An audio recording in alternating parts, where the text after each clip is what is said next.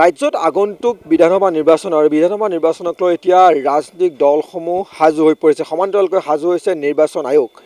ৰাজ্যৰ প্ৰতিখন জিলাৰ জিলা আয়ুক্তসকলৰ লগত নিৰ্বাচন আয়োগৰ বিশেষ আলোচনা হ'ব আজি আৰু সমান্তৰালকৈ প্ৰতিখন জিলাত দেখিবলৈ পোৱা গৈছে যে ইভিএমসমূহ পৰীক্ষা কৰি থকা হৈছে। আৰু মঙলদৈত দৰং জিলাৰ যিহেতু তিনিটাকৈ বিধানসভা সমষ্টি আছে, তিনিটাকৈ বিধানসভা সমষ্টিৰ কাৰণে যিসমূহ ইভিএম থাকিব, এই ইভিএমসমূহ আজি মঙলদৈত এই ধৰণে পৰীক্ষা কৰি থকা দেখিবলৈ পোৱা গৈছে। এয়া দেখুৱাইছোঁ মঙলদৈৰ দৃশ্য। আৰু মঙলদৈত 440টাকৈ কণ্ট্ৰল ইউনিট, 100টা ভিভিপেট আৰু বেলট ইউনিট 100টা ইয়াতে আজি পৰীক্ষা কৰি থকা দেখিবলৈ পোৱা গৈছে। যিহেতু দৰং জিলাত 907টাকৈ ভোট কেন্দ্ৰ আছে, এই 907টা ভোট কেন্দ্ৰৰ কাৰণে এই ধৰণে ইভিএম মেচিনসমূহ সাজু কৰি তুলিছে।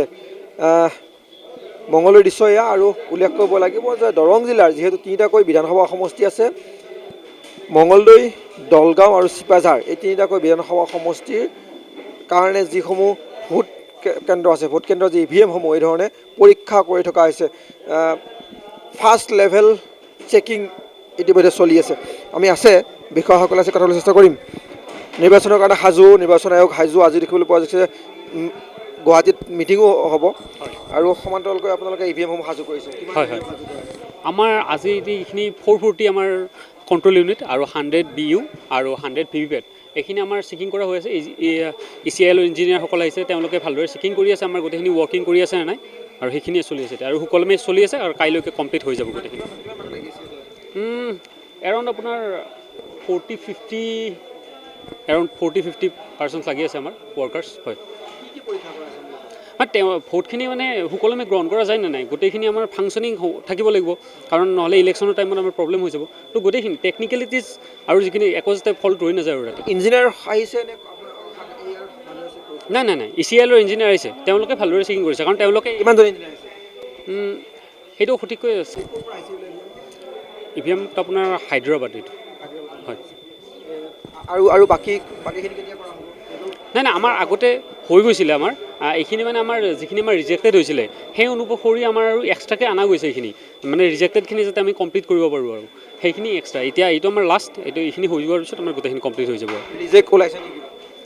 ৰিজেক্ট ওলাইছে সেইখিনি, কিন্তু এতিয়া আপোনালোক হিচাপটো এতিয়া দিব পৰা নাযাব। আপোনাৰ ফাইনেলি আমাৰ যেতিয়া আজি গধূলি হৈ যাব তেতিয়ালৈকে আমি আপোনালোকক জনাব পাৰিম। এইটো আচলতে পৰীক্ষা চলাই থকা হৈছে প্ৰতিটো ইভিএমত, যাতে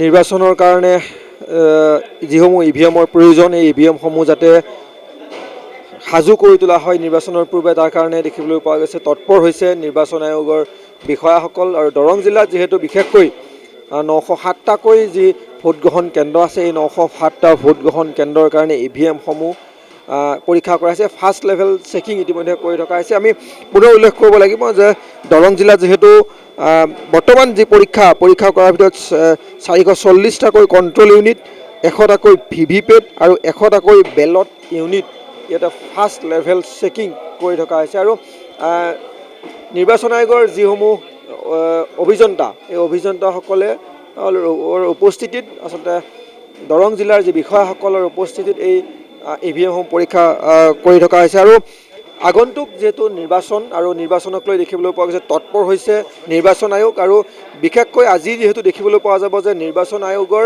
বিষয়াসকলৰ সৈতে প্ৰতিখন জিলাৰ জিলা আয়ুক্তসকলৰ লগত বিশেষ আলোচনাত মিলিত হ'ব, বিশেষ আলোচনা কৰিব, নিৰ্বাচনৰ প্ৰস্তুতিৰ বিষয়ে আলোচনা কৰিব। সমান্তৰালকৈ এই ধৰণে নিৰ্বাচনৰ কাৰণে জিলাই প্ৰতিটো ভোট কেন্দ্ৰৰ কাৰণে ইভিএমসমূহ এই ধৰণে সাজু কৰি তোলা দেখিবলৈ পোৱা গৈছে।